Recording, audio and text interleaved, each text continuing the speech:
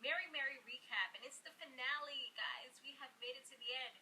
Be sure to subscribe if you have not yet done so. Also, be sure to share this video wherever you like to share videos and give it that good old thumbs up. And don't forget to check out my other channel, which is Samore Love TV, because that's where I have my love and hip hop ATL reviews. Okay, shouty. And I don't know. I was thinking, you know, for the summer, I'm probably not going to add anything else for Thursday. They do have cutting it in the ATL, but I'm going to be on vacation when it starts, so I'm definitely not going to do the first episode. But I don't know. We'll see how it goes. Once I come back and I actually watch it, then I might just be doing it, because it looks like it's going to be so ratchet and good that I might not want to, like, leave it out. But we'll see, because I kind of want to lower the amount of, or lessen the load of the amount of uploads that I do for this summer, just because I know I'm going to be a little more busy, especially in the month of July. But okay, let's go ahead and get into this recap. I'm sorry, I just noticed that one of my nails was off, and that's one of my pet peeves, y'all. It gets on my skin, so either I gotta find it, gotta do it over or something. And it's the one with the little sparkles too, so I definitely gotta look for it. I know it's in the house though. So anyways, let's get into this recap. So Erica, she finds out that from Warren that she is nominated for not one, but 2 Grammys. And she ends up winning, I don't think she won both of them, but I know she won at least one of them. Tina meets with Mitch to find out what the heck was wrong with him and why he was stirring up trouble at her wedding. And he's Mr. Fix-It. He makes sure that he tells her things that she would want to hear to get back on her good side, because once you get on Tina's bad side, you already know she is not messing with you anymore. And he's trying to see if he can weasel his way into being her manager. So now Tina, she still wants Erica to sing background on her song that she's doing with Teddy. But Erica, she's like declining. She's doing it respectfully, because she knows that she has so much going on right now that she can't really take it on, and she doesn't really want to disappoint her sister or kind of say, yeah, I'll do it, but not able to do it. So, of course, Tina, she's getting all upset, and she's like, oh, you know, she won a Grammy, so she thinks she's too good to help her sister out and this and that. I'm like, here we go. Now that's going to be the big thing. I don't know. It just sounded a little bit like jealousy and just being bitter to me. I mean, if somebody's busy, they're busy. But she's busy. She's not going to change nothing that she's doing in order to help Erica out. And we've seen that displayed several times. What about when she was having those issues and Erica called her up and she was like, oh no, I'm on vacation. Like, she was not even trying to hear that at all. You know what I'm saying? So it's like, you do so, but you're not like so. Warren, he has a meeting with Sony, and he's a little worried about it because he don't know what the heck they're going to tell him. So when he goes,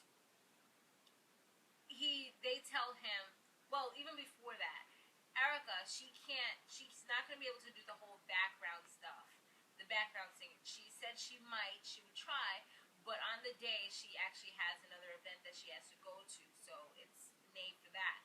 When she was trying to sneak out of the studio, first her sisters catch her, and they're just like, oh my god, I can't believe you're doing this, why?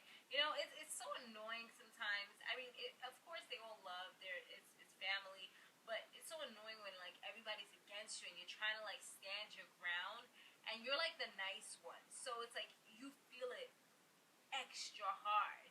And it's like, I feel like at least Erica now, she's getting into the point where sometimes she can act like a little diva. I seen that in the last episode. That was a little annoying to me. But for the most part, she's the one that always cares so much about everybody else and what everybody else thinks, and she doesn't want to disappoint everyone. That's the way I feel about Erica. So anyways, so once again, Tina was just annoyed. She was just like, oh, you know, she got a Grammy, and now she want to act all different, blah, blah, blah, blah, blah, and there goes the whole thing that I felt with the jealousy. Warren, he speaks to Sony, has a little meeting, and they want them to do an album. They want Mary to do an album. Tina is not supposed to go ahead and do her solo career until they get an album. They feel as though they're going to be losing fans. And Warren, he's just telling them, well, you know, Erica will be on board, but I don't think Tina will be on board. head, I'm like, honey child, what the hell are you talking about? You was the one who split them up when Tina was ready to do a freaking album. She told everybody she was gonna do the album. All of a sudden, he wanna go ahead and blab his big mouth and run his mouth and tell, and he wanna be the one to say, oh no, you guys can't do it, you know. And he got into Erica's head and just convinced her that it was way too much. I mean, it was a lot for her to handle, but I feel like his influence was what kind of solidified the whole deal. So solidified the whole deal. So that's the reason why she was like, no, I'm gonna focus on my career right now. That's what I have to do. So that's what's like embedded in her head. And eventually Tina got on board, and she's like, okay, well, if I'm not gonna be able to do this with my sister, I have to go ahead and do my own thing. So now he's acting as though Tina went rogue and she just doesn't want to do it, and it was kind of messed up the way he was trying to portray her. Even though, you know, when she doesn't want to do something, she doesn't want to do it, but it was his fault that everything went down the way that it went down. And I feel like he's trying to, like, push the blame onto other people. So Tina is about to sing her new songs. She has a concert, and she's super nervous. Her voice is, like, hoarse, and it's shaky, and she just has all these floods of emotions coming on, and it's hard for her to, like, concentrate and focus. She has to, like, have one of her sisters sing a spiritual song, and then she also goes ahead and she starts speaking in tongues. And that's something I've never learned. In my church, we don't do those types of things. But actually, I did hear my pastor, he did it once, but he's no longer there. But yeah, for the most part, we don't do that in our religion. But I know a lot of churches that do, that I visited, they do that, and it's supposed to be something that really helps. And for her, she said that's something that really, really helps her to get past certain obstacles and challenges that she may face. So that's exactly what she was there doing. You know, she was saying all kind of words. I'm not even going to do it because I don't know what in the world she was saying.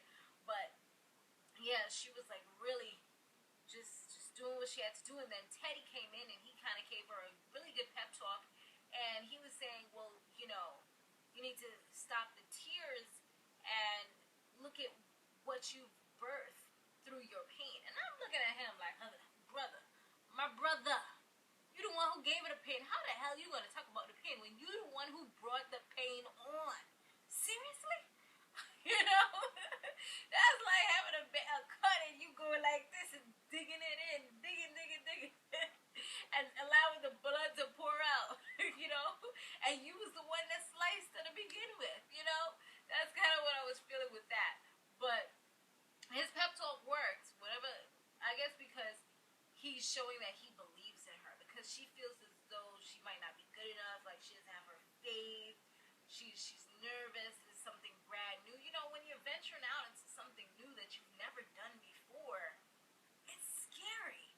And you have to kind of face those fears head on. Like, I'm about to do a few things coming up, and I'm scared as ever, you know? I'm shivering in my boots just thinking about it. But I'm like, you know what?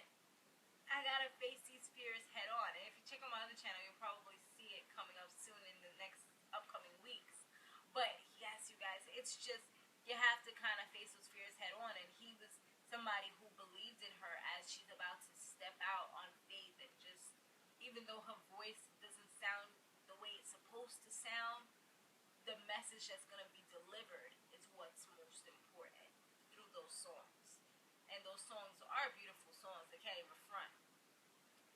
So now Warren, he meets with Tina and Erica, and he tells them what Sony told him. And now Tina's showing the person that he said she was going to be. He spoke it into existence, because she's just like, no, they're not running my lives. They're not going to tell me what I got to do. And Erica's pretty much the same way. Like, you did this, so you said you was going to fix it, so you need to fix it, and that's it. She's like, I'm not changing. I'm not allowing them to push us around. And Tina's definitely, she's just walked away. She's like, nah, I'm not doing it. They're not going to dictate my life and tell me what I'm supposed to do. Like, she just had this amazing concert. She walked out on faith. She's now in the space where she's good to do things by herself. And now you're going to tell her she has to go back to what she was before?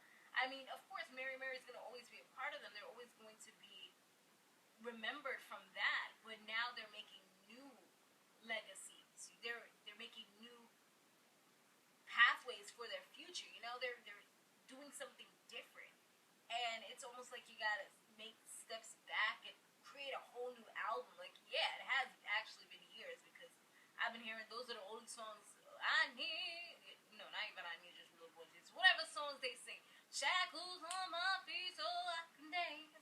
You know, and the other ones that we all know, those are the only songs that I know. You know, I think I know every song on the album if I kind of sit down and think about it.